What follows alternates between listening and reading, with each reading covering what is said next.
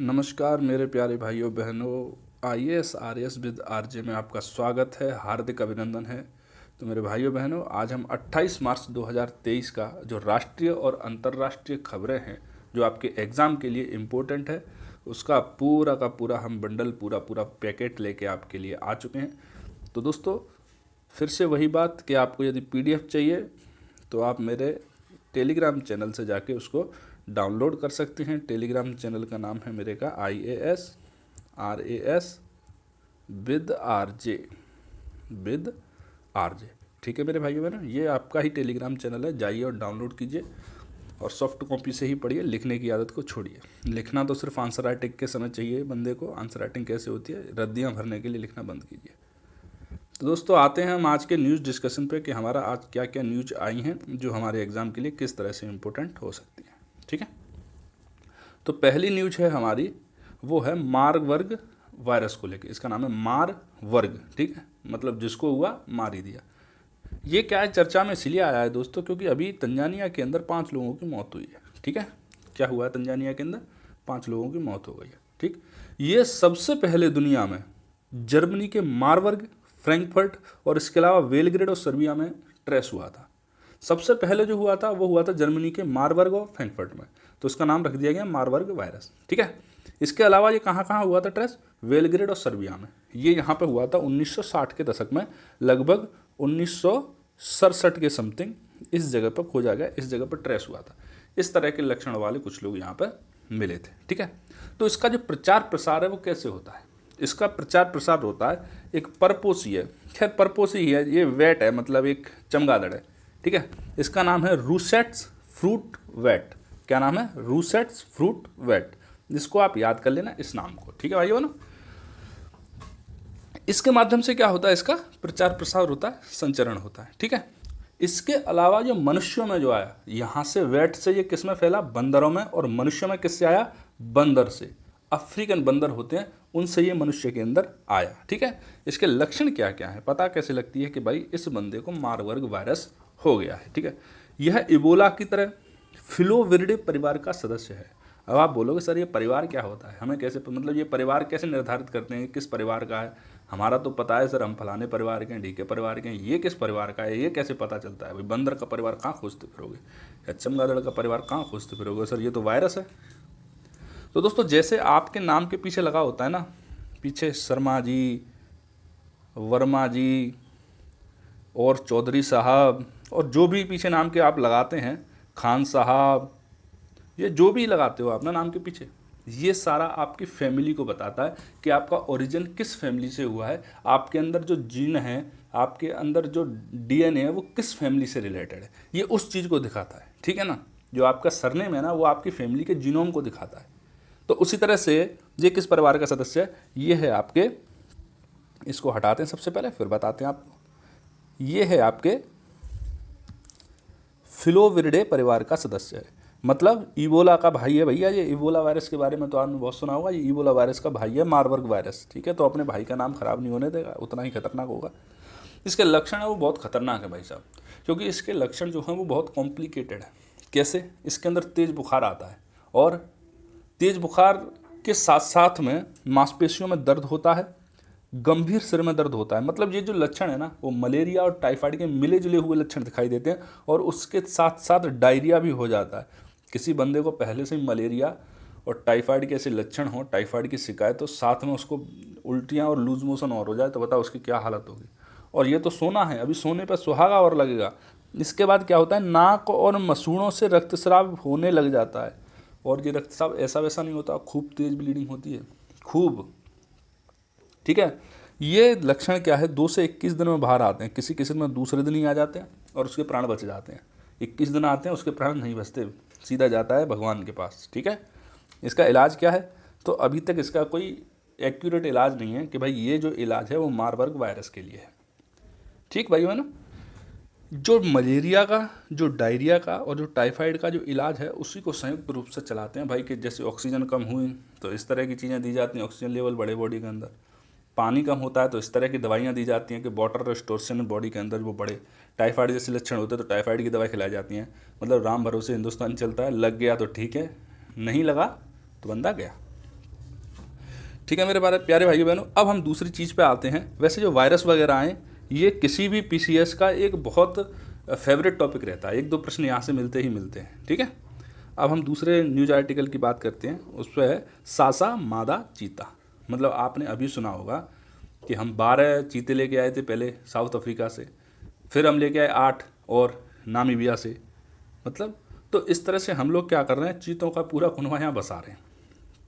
तो उसमें 20 चीते जो हम लेके आए थे, उसमें से किडनी फेल्योर के कारण हमारी सासा जो चीता है, मादा चीता, उनका क्या हो चुका है, निधन हो चुका है, उनकी मृत्यु हो चुकी है। ठीक है भाइयों बहनों, ठीक। तो ये चीज़ है अपने वनडे एग्जाम के लिए, जो छोटे छोटे एग्जाम होते हैं। छोटा एग्जाम कोई नहीं होता, एग्जाम सारे बड़े ही होते हैं, लेकिन मेरे कहने का मतलब आप समझ ही रहे होंगे। मतलब वनडे एग्जाम्स होते हैं, जैसे टीचिंग वीचिंग के इस तरह के एग्जाम होते हैं, तो उसमें उससे पूछा जा सकता है आप लोगों से कि कौन मादा चीता जिसका निधन हुआ हाल ही में, वो किसके कारण हुआ था, बुखार के कारण शिकार किया गया, ये पूछ सकते हैं। या दूसरा, उसका नाम पूछ सकते हैं आपसे, उसका नाम क्या था। सासा मादा चीता उसका नाम है, वो सुर्खियों में चल रहा है, इसीलिए मैं कह रहा हूँ नाम भी आप याद रख लेना। लेकिन जैसे ही आप पीसीएस पे कूदेंगे, आईएएस पे कूदेंगे, तो आपसे उसका नाम नहीं पूछेंगे, किस बीमारी से मृत्यु हुई उसको नहीं पूछेंगे।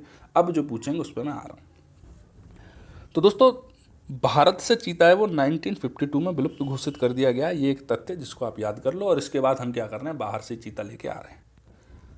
तो भारत के अंदर जो चीता लेके आया गया है वो अफ्रीकी चीता है। कौन सा चीता है, अफ्रीकी चीता। तो आप बोलोगे सर एशिया में भी क्या चीता होता है कोई? हाँ भाई होता है, और एशियन चीते हैं। तो आप फिर से पूछोगे तो सर हम एशियाई चीता क्यों नहीं लेके आ रहे? उसके लिए तो और सही बैठेगा यहाँ के एटमॉस्फेयर से तालमेल बिठाना। तो भाई एशियाई चीता खुद बहुत कम मात्रा में है, वो 80-90 की तादाद में, वो भी ईरान में पाए जाते हैं ज़्यादातर। ठीक है, तो जो खुद गरीब है उससे क्या लेना है? जहाँ खुद चीते नहीं है वहाँ से आप क्या चीते लाओगे? तो जहाँ पे थोड़े बहुत पाए जाते हैं वहाँ पे भी कमी है, खैर अफ्रीका में भी, लेकिन वहाँ से लेना ज़्यादा ठीक है। तो दोस्तों, इसका वैज्ञानिक नाम क्या है? वैज्ञानिक नाम है एसिनोनिक्स जुबेट्स। एसिनोनिक्स जुबेट्स, ठीक है। अफ्रीकी चीते की बात कर रहे हैं। वैज्ञानिक नाम एसिनोनिक्स जुबेट्स। आयुषियन स्टेटस क्या है इसका? वल्नरेबल। वैसे तो मैं आप लोगों को आयुषियन के जो स्टेटस वगैरह होते हैं उनके बारे में बता चुका हूँ, लेकिन मैं लास्ट में आपको एक बार फिर से बता दूंगा, ठीक है भाई बहनों, कि कब किसको वल्नरेबल बोलते हैं, किसको एंडेंजर्ड बोलते हैं, किसको क्रिटिकली एंडेंजर्ड बोलते हैं, उसको मैं एक बार फिर से आपके सामने लेके आ जाऊँगा, चर्चा कर लूँगा थोड़ी सी। और वन्यजीव संरक्षण अधिनियम है जो भारत का, ये आया था 1972 के अंदर, जो आया था वन्यजीव संरक्षण अधिनियम जो आया था, उसकी अनुसूची 2 में इसको सुरक्षित किया गया है कि भाई आप अनुसूची 2 में रहिए, यहाँ पर बैठिए, आपको जो अनुसूची 2 के लोग हैं उसके हिसाब से ट्रीटमेंट दिया जाएगा। ठीक है, अब हम बात कर लेते हैं एशियाई चीते के बारे में, जिसको आपसे पूछने की जो प्रोबेबिलिटी है वो अफ्रीकाई चीते से थोड़ी सी ज़्यादा है। ठीक, इसका वैज्ञानिक वही एसिनोमिक्स जुवेट्स बेनाटिकस, और जुड़ गया पीछे से, एसिनोमिक्स जुवेट्स बेनाटिकस। नाम भैया याद करने पड़ेंगे आपको, भले ही टंग ट्विस्टर की तरह काम कर रहे हैं आपको। तो इस वाले चीते का जो आयुषियन स्टेटस है वो है आपका क्रिटिकली एंडेंजर्ड। अभी मैं आपको थोड़ी देर बाद बताऊंगा, जब ये सारे न्यूज़ आर्टिकल खत्म हो जाएंगे उसके बाद मैं आयुषियन की जो स्टेटस वाली लिस्ट है उसको बताऊंगा। तो जो क्रिटिकली एंडेंजर्ड है और वल्नरेबल है, इन दोनों में कितना अंतर है उसको मैं आपको बताऊँगा। ठीक है, ये भी वाइल्ड लाइफ संरक्षण अधिनियम की अनुसूची 2 के अंदर ही संरक्षित है। इन दोनों को हम लोगों ने समान ट्रीटमेंट दिया है। ठीक है, अब दोस्तों हम आते हैं आज के तीसरे न्यूज आर्टिकल की तरफ, वायु प्रहार अभ्यास। कौन सा? वायु प्रहार अभ्यास। तो यहाँ पे मैं आपको थोड़ा सा समझाऊंगा, पहले हम देख लेते हैं वायु प्रहार अभ्यास क्या है। वैसे दोस्तों इसको अरुणाचल प्रदेश में किया गया है, कहाँ किया गया है ये नहीं पता, अरुणाचल प्रदेश के किस रीजन में किया गया है वो नहीं पता। ये जो एक गुप्त तरह का अभ्यास किया है भारतीय सेना ने। ठीक है, यह भारतीय वायुसेना और भारतीय थल सेना का संयुक्त युद्ध अभ्यास था। मतलब इसमें भारतीय थल सेना और भारतीय वायुसेना दोनों ने हिस्सा लिया था। ठीक है, यह मल्टी डोमेन था। मल्टी डोमेन का मतलब यही होता है कि एक से ज़्यादा जो सेगमेंट इसमें हिस्सा ले रहे हैं, मान लो वायु के साथ में भूमि पर भी अभ्यास हो रहा है तो मल्टी डोमेन बोलते हैं। अब ये जल में भी हो रहा होता, समझ रहे हो, मतलब कभी जल में, कभी पृथ्वी पे हो रहा है, कभी आकाश में उड़ गए, तो ये मल्टी डोमेन होता है। अलग अलग तरह की चीज़ों को इसमें शामिल किया जाता है, सिंगल डोमेन नहीं है ये। ठीक है, इसका उद्देश्य क्या है? इसका उद्देश्य है थिएटर कमांड की। कौन सी? Theatre command. अभी मैं इसको समझाऊंगा, मैं आपको बता रहा था ना, अभी मैं थोड़ा सा बताऊंगा इसके बारे में। विभिन्न एजेंसियों के मध्य में समन्वय और तालमेल स्थापित करना। थिएटर कमांड की विभिन्न एजेंसियों और जो इसके अलग अलग संस्थान हैं उनके बीच में क्या करना है, उसको समन्वय और तालमेल स्थापित करना है। ठीक है भाई बहनों, तो दोस्तों पहले हम थिएटर कमांड के बारे में समझते हैं। तो दोस्तों ये बात है, एक थोड़ी सी छोटी सी कथा है इसके पीछे, उसको आप समझो। ये बात है आपके जो युद्ध चल रहा था 1999 का, कारगिल वॉर, उस समय की। तो उस समय पर तीनों सेनाओं के बीच में सबसे बड़ी प्रॉब्लम ये देखने को मिली कि तीनों सेनाओं में कोई तालमेल ही नहीं था। मतलब ये है कि यहाँ पर नीचे थल सेना घुस चुकी है, यहाँ पर अपनी फतह पाने वाली है, जब तक वायुसेना आई और बम्बारमेंट करने लगी। वायुसेना को पता ही नहीं है कि नीचे जो है वो भारतीय सेना ही है। जब क्लोज जा रहे हैं तब पता लगता है कि वहाँ पर भारतीय थल सेना वो पहले से कब्जा करके बैठी है, और वायुसेना वहाँ तक गई, वहाँ से लौट के फिर आई। ठीक है, और जहाँ पहुँचना चाहिए था यहाँ की जगह अगर यहाँ जाते तो हो सकता है हमारे जो सैनिक मरे उनके लिए वो संख्या कम हो सकती थी, वहाँ पर मदद पहुँच सकती थी, तो वो नहीं पहुँच पाई। मतलब इस तरह के काम हुए बिल्कुल बचकाने, जहाँ पर ज़रूरत नहीं थी वहाँ पहुँच गए, जहाँ ज़रूरत थी वहाँ पहुँच नहीं पाए। ठीक है, तो इस तरह की जब चीज़ें हुई तो तब महसूस हुआ कि भाई इन चीज़ों के बीच में तालमेल होना कितना ज़रूरी है। हमारे पास शक्ति का होना एक अलग चीज़ है, और सही तरीके से युद्ध करना, एक रणनीति, वो एक अलग चीज़ है। ठीक है भाई बहनों, तो उस समय पर एक विचार दिया गया कि हमें एक ऐसे थिएटर कमांड की ज़रूरत है। पहले तो ये है कि तीनों सेनाएं थी वो अपने अपने सेनाध्यक्ष को रिपोर्ट कर रही थी, और वो सेनाध्यक्ष फिर आपके जो रक्षा सचिव हैं उनको रिपोर्ट कर रहे थे। अब वो एक्सपर्ट तो है नहीं बैटल फील्ड के, तो फिर तीनों सेनाओं के सेनाध्यक्ष अपने अपने हिसाब से कार्यवाहियाँ कर रहे थे। तो इस समस्या से निपटने के लिए आपने देखा होगा एक CDS के पद का सृजन किया गया है 2-3 साल पहले। CDS, chief of defence staff, हमारे विपिन रावत जी पहले थे, वो उनकी डेथ हो चुकी है, शहीद हो चुके हैं। वो डेथ कहना गलत चीज़ है, वो शहीद हो चुके हैं। ठीक है, तो CDS के पद का जब सृजन किया गया, ये तो हो गया कि आप तीनों सेनाध्यक्ष हैं वो CDS साहब को देंगे सीधा। लेकिन फिर पता लगा यार चलो ठीक है, एक पद का सृजन तो हो गया, रिपोर्ट का सिस्टम तो ठीक हो गया, लेकिन ये कैसे पता चलेगा तीनों सेना तालमेल से कैसे युद्ध करेंगी। तो उसके लिए क्या किया गया, थिएटर कमांडर बनाई जा रही हैं, छोटी छोटी थिएटर कमांड। एक थिएटर कमांड के अंदर आपकी थल सेना भी होगी, एक टुकड़ी की थल सेना, एक टुकड़ी की वायुसेना, एक टुकड़ी की जल सेना। तीनों सेनाएं एक साथ युद्ध करेंगी, तालमेल के साथ युद्ध करेंगी, और जहां पर नेवी की ज़रूरत नहीं है वहां पर एयरफोर्स और आर्मी मिलकर युद्ध करेंगी। तो इस तरह से छोटी छोटी थिएटर कमांड बनाएगी। अब वो थिएटर कमांड क्या करेंगी, सीधी सीधी अपने जो थिएटर कमांड का हेड होगा उसको रिपोर्ट करेंगी। वो कहाँ करेंगे, वो सेनाध्यक्ष को करेंगे, और वो सीधे CDS के पास। और CDS जो खुद एक्सपर्ट होंगे, जो सेना के संबंधित मामले हैं, वो सही गाइड करेंगे कि अब ये करना है वो करना है। ठीक है, तो इसी तरह का युद्धाभ्यास था ये एक थिएटर कमांड का युद्धाभ्यास था, इसको बोला पूर्वी थिएटर कमांड। ठीक है, तो इस तरह की थिएटर कमांड अभी बनाई जा रही है, देखो कितनी बनती है, क्या क्या फॉर्मेशन होती है उनकी। ठीक है, तो दोस्तों अब चलते हैं हम आगे वाली न्यूज़ पे। अगली न्यूज़ हमारी क्या कहती है, अगली न्यूज़ के अंदर आता है WPL, मतलब विमेंस प्रीमियर लीग। ठीक, ये अभी ख़त्म हुआ है भैया। मुंबई इंडियंस, अंबानी भाई ने फिर से कब्जा कर लिया है। अंबानी जीतेगा भाई, जीतेगा, मुकेश अंबानी जीतेगा। अच्छा वो PM पद के लिए खड़ा नहीं होता, नहीं तो सारे सांसदों को खरीद ले। तो देखो विजेता क्या है, मुंबई इंडियंस। उपविजेता क्या है, दिल्ली कैपिटल्स। विजेता कौन, मुंबई इंडियंस। उपविजेता कौन, दिल्ली कैपिटल्स। ठीक है, ये चीज़ तो हो गई एक। अब इसके बारे में हम पूरा जान लेते हैं जहाँ से आपके प्रश्न बनेंगे। ठीक है, वैसे तो ये भी पूछा जा सकता है आपसे कि विजेता कौन रहा या उपविजेता कौन रहा। और राजस्थान वाले जो एग्ज़ाम, उनका तो अलग ही ट्रेंड चल गया है, वो कभी विजेता नहीं पूछते, वो उपविजेता का नाम ही पूछते हैं कि उपविजेता कौन है, क्योंकि इसको ज़्यादातर लोग इग्नोर कर देते हैं। तो महत्वपूर्ण तथ्य क्या है, इसका प्रशासक कौन था, BCCI, मतलब BCCI के अंडर कंट्रोल इसका आयोजन हुआ था। स्पॉन्सर कौन था, टाटा, रतन टाटा साहब। और खेला गया कब से कब तक, 4 से 26 मार्च 2023 तक खेला गया। ठीक है, 4 से 26 मार्च 2023 तक इसको खेला गया था। इसका जो फॉर्मेट था वो T20 था, और टोटल 22 मैचों का आयोजन किया गया था। अब आप बोलोगे सर ये कौन पूछेगा 22 मैच, कोई नहीं पूछेगा, लेकिन जानकारी के लिए कुछ चीज़ रख लिया करो यार। प्रतियोगी 5 टीमें थी, कौन कौन सी, दिल्ली कैपिटल उपविजेता, मुंबई इंडियंस विजेता, Gujarat giants, royal challenger Bangalore और UP वॉरियर। ठीक है भाइयों बहनों, प्लेयर ऑफ द सीरीज कौन रहा, ये रही थी आपकी हाइली मैथ्यूज मुंबई इंडियंस की। सर्वाधिक रन किसने बनाए, ये मैग लेनिन दिल्ली कैपिटल्स की, 345 रन बनाए इन्होंने। और सर्वाधिक विकेट जो लिए वो लिए हाइली मैथ्यूज ने, 16 विकेट। ठीक है, यहाँ से आपसे प्रश्न पूछे जा सकते हैं, और इसके अलावा WPL में याद रखने के लिए कुछ है भी नहीं। ठीक है, अब हम आते हैं अपने अगले न्यूज आर्टिकल की तरफ। ये न्यूज आर्टिकल है अपना स्विस ओपन बैडमिंटन को लेकर। किसको? Swiss open badminton 2023। तो इसके नाम से ही है, पहले तो बैडमिंटन का टूर्नामेंट था। कहाँ पर आयोजन हुआ था इसका? बासेल स्विट्जरलैंड के अंदर आयोजन किया गया था। विजेता कौन था? विजेता था हमारा प्यारा भारत। हमारे दो भाइयों ने, चिराग शेट्टी ने और सात्विक साईराज रंकीरेड्डी ने भारत का गौरव दुनिया के सामने बढ़ाया था। उपविजेता कौन था? उपविजेता था चीन।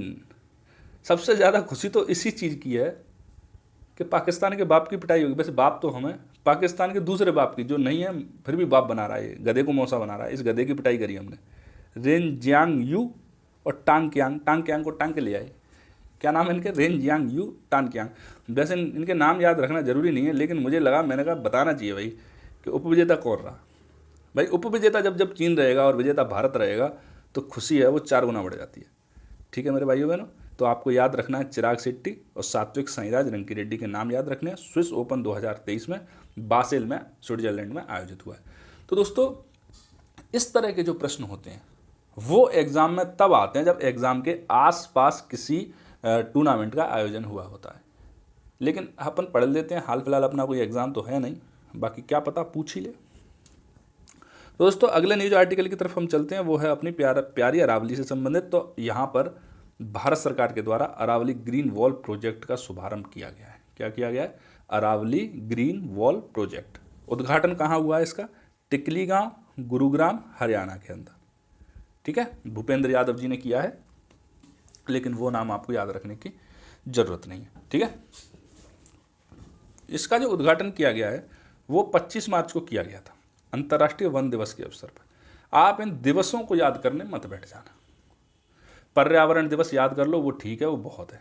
उसके अलावा जल दिवस, वायु दिवस, वन दिवस, ये दिवस, वो दिवस, जल दिवस, मृदा दिवस, पृथ्वी दिवस, इन दिवसों को याद करने मत बैठ जाना भाई। मेरे एक दिन में 4-4 दिवस होते हैं और वो दिवस पूछा जाएगा जो दिवस आपने याद नहीं किया होगा। पता लगा 100 दिवस याद किए 15 दिन लगा के और एक भी नहीं आया। इसलिए इस तरह की चीज़ों को इग्नोर कर दिया करो, एक आध क्वेश्चन को दान दे दिया करो। देखो, इसके महत्वपूर्ण तथ्य क्या है? इसका लक्ष्य जो है वो अरावली के, पहले अब इनके नाम से ही समझ लेते हैं कि ग्रीन वॉल का मतलब क्या है। हरित दीवार, हरे रंग की दीवार, ऐसा नहीं है कि पत्थरों की दीवार खड़ी करके हरा रंग कर दो। हरित दीवार, इसके नाम से अपन समझते हैं, इसको पीछे देखेंगे अपन। देखो क्या क्या समझ पाते हैं अपन। अरावली ग्रीन वॉल प्रोजेक्ट मतलब अरावली पर हरित दीवार लगाई जाएगी। ठीक है, चारों तरफ जब हरी दीवार लगेगी तो मरुस्थलीकरण रुकेगा। जब हरी दीवार लगानी है, हरी दीवार का मतलब ये है कि पेड़ पौधे जब इतनी अधिक मात्रा में उगाने हैं कि पूरी अरावली पे ऐसे लगे जैसे हरी दीवारें लगा दी गई हैं। देखो, जैव विविधता बढ़ेगी, वन्यजीव संरक्षण बढ़ेगा, वन्यजीव बढ़ेंगे, वर्षा बढ़ेगी, जलवायु का पैटर्न थोड़ा सा चेंज होगा। किस तरह से? ठंडा होगा कुछ, इतनी जो गर्मी है वो थोड़ी सी ठंडी होगी। जब थोड़ा ठंडा होगा, पानी भी मौजूद होगा। देखो, खेतीबाड़ी होने लगेगी, जो आसपास की बंजर जमीन है उसकी तादाद कम होने लगेगी। ये सब कुछ होगा उससे। अब अपन देख लेते हैं कि सच में यही होगा या कुछ और हो जाएगा। ठीक है मेरे भाइयों बहनों, तो महत्वपूर्ण तथ्य क्या है इसके? अरावली के 5-5 किलोमीटर के बफर जोन के अंदर हरित क्षेत्र बनाया जाएगा। ठीक है, यह परियोजना वनीकरण, जल स्रोतों की बहाली के साथ साथ अरावली हरित आवरण और जैव विविधता को बढ़ाएगी। इसी चीज के बारे में अभी अपन बात कर रहे थे, आगे देखते हैं। मिट्टी की उर्वरकता, जल की उपलब्धता और मरुस्थलीकरण की रोकथाम। जलवायु में क्या होगा? सुधार। इसी चीज़ के बारे में अभी बात की थी अपन ने। अब कार्य योजना देखते हैं अपन कि कार्य योजना किस तरह से क्रियान्वित की जाएगी, क्या क्या किया जाएगा। तो देखो दोस्तों, ये जो चरण है वो है पहला चरण, अभी शुरू हुआ है। इससे पहले कभी अरावली को हरा करने की छोटी छोटी योजनाएं आती रही थी, लेकिन इस तरह से एक बड़ा प्रोजेक्ट कभी लॉन्च नहीं हुआ था जो नेशनल और इंटरनेशनल स्तर का हो। तो प्रथम चरण में हरियाणा में 75 जल स्रोतों का कायाकल्प किया जाएगा। शुरुआत कहाँ से की? टिकली गांव से। तो वहीं से शुरुआत कर दी, गुरुग्राम के आसपास से, हरियाणा के आसपास से। ठीक है, जो गुरुग्राम, फरीदाबाद, भिवानी, महेंद्रगढ़ और रेवाड़ी में होगा। 75 जल स्रोत कहाँ होंगे? इन जिलों पर। इसके अतिरिक्त यहाँ वृक्षारोपण अभियान भी चलाया जाएगा। मतलब जल के स्रोत जब बढ़ेंगे तो वृक्षारोपण तो खुद से ही होने लग जाता है। प्रकृति इतनी, मतलब इतना मात्रक तो है प्रकृति के अंदर कि आप थोड़ा सा सुधरिए तो सही, वो आपको खुद ही ऐसी चीज़ें उगा के देती है, सोने देती है आपको। तो हम आगे देखते हैं कि किसकी कार्य योजना क्रियान्वयन कौन कौन करेगा या किसको समाहित किया गया है इसके कार्यान्वयन योजना में। तो स्वैच्छिक संगठन, society for geo informatics and sustainable development और एक NGO IIM गुरुग्राम, ये अपना योगदान दे रहे हैं स्वैच्छिक रूप से कि भाई हम तो योगदान देंगे ही देंगे, अच्छा काम हो रहा है उसमें हमें योगदान देना भी चाहिए। ठीक है, और महत्वपूर्ण तथ्य क्या है इसके बारे में? और महत्वपूर्ण तथ्य दोस्तों, यह परियोजना भूमि रक्षण, मरुस्थलीकरण, इससे निपटने के लिए केंद्रीय वन मंत्रालय के देश भर में ग्रीन कॉरिडोर बनाने की योजना का हिस्सा है। देखो आपको पता ही होगा सबसे भयंकर जो है जो मरुस्थलीकरण है वो पंजाब और हरियाणा की तरफ हो रहा है। मरुस्थलीकरण बढ़ रहा है, अपने पैर पसार रहा है, मतलब थार का मरुस्थल अपने पैर पसार रहा है। जब हमारी हरकतें ही ऐसी होंगी, हमने अरावली को तोड़ फेंका पूरी को, तो भाई अब जो परिणाम है वो भुगतने के लिए तैयार भी रहना चाहिए जब ऐसे काम करोगे तो।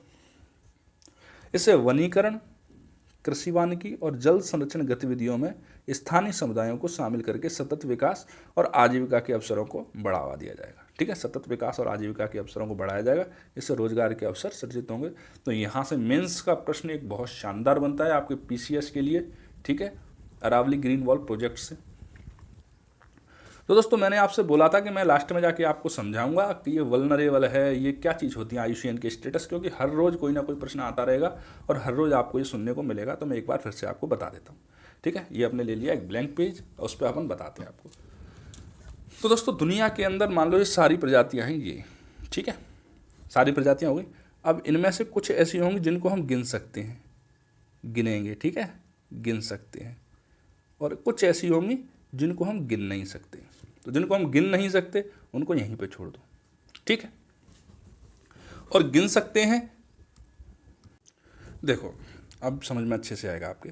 ये तो ऑल स्पीसीज हो गई हमारी, सारी की सारी प्रजातियां हो गई। ठीक है, इनमें से कुछ क्या है गिनने योग्य जिनको हम गिन सकते हैं, और एक ऐसी है जिनको हम गिन नहीं सकते। सर आप बोलोगे कौन से नहीं गिन सकते? भाई मक्खी है, मच्छर है, कीट पतंगे हैं, इस तरह की चीज़ों को आप नहीं गिन सकते हैं। जिन चीज़ों को गिन सकते हैं, खरगोश है, कछुआ है, इस तरह की चीज़ों को, चूहे हैं, बिल्लियाँ हैं, इनको आप गिन सकते हैं, हाथी घोड़ा सबको गिन सकते हैं।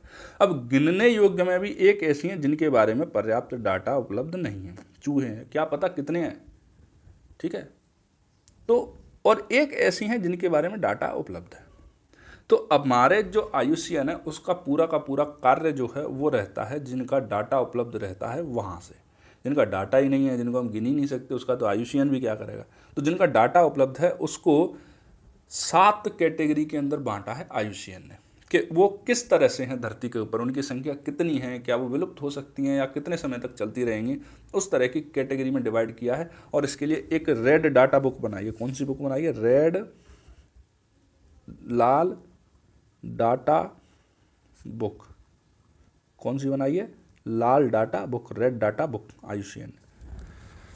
ठीक है, तो हम बिना आपका समय खराब किए आते हैं सीधा का सीधा कौन कौन सी कैटेगरी, कौन कौन से स्टेटस हैं वो। तो पहली प्रजाति वो हैं जिनको लीस्ट कंसर्न दिया जाता है। कौन सा? लीस्ट कंसर्न, मतलब इन पर कोई खतरा नहीं है, अभी कोई खतरा नहीं है, उनको बोलते हैं लीस्ट कंसर्न। तो पहली कैटेगरी कौन सी होगी? Least concern.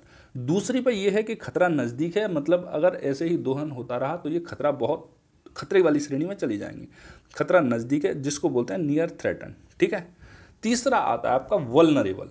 कौन सा सेक्शन आता है? वल्नरेबल, सुभेद्य, मतलब ये प्रजाति उस स्थान पर है कि यदि इसको थोड़ा सा संरक्षित किया गया तो ये खतरे से बाहर हो सकती है, और यदि इसका संरक्षण नहीं किया गया, इस पर ध्यान नहीं दिया गया, तो बहुत ही जल्दी ये डेंजर में घुस जाएगी, बहुत तगड़े डेंजर के अंदर आ जाएगी। ठीक है, वल्नरेबल। अब वल्नरेबल से एक स्टेप ऊपर जाते हैं तो हमें चौथी श्रेणी मिलती है, वो मिलती है एंडेंजर्ड। मतलब भैया आपने वल्नरेबल में आपसे कहा था कि बेटा मान जा, ना तो पेपर में पास ना हो पाएगा, लेकिन ना माना, घूमता रहा, फिरता रहा, पिक्चरें देखता रहा। अब भैया आप डेंजर में आ चुके हो, फॉर्म निकल चुका है, आपका कोई भी सेगमेंट तैयार नहीं है अब तक, अब आ चुके हो एंडेंजर्ड के अंदर। ठीक है, अभी भी अगर नहीं सुधरे, अभी भी अगर सुधरे तो शायद चांस बन जाए सिलेक्शन का, आप वल्नरेबल में आ जाओ, लेकिन एंडेंजर्ड में भी नहीं सुधरे तो फिर आ जाओगे क्रिटिकली एंडेंजर्ड में। अब रिकवरी बिल्कुल नामुमकिन है, अब बहुत मुश्किल है रिकवरी करना। लेकिन फिर भी चलो कोई वीडियो लेक्चर देख लो, 1 वीक सीरीज देख लो, कुछ तो देख लो भाई, क्रिटिकल एंडेंजर्ड में आ गए आप। लेकिन नहीं, अगर अब भी नहीं सुधरे तो फिर कहाँ पहुँच जाती है प्रजाति आपकी? वो पहुँच जाती है एक्सटिंक्ट फ्रॉम वाइल्ड, मतलब जंगल से विलुप्त। अब आप एग्जाम से हो जाओगे विलुप्त, मिलोगे ही नहीं भाई, एग्जाम देने ही ना जाओगे, घर से तो निकलोगे, सेंटर पहुँचोगे, एग्जाम ना दोगे।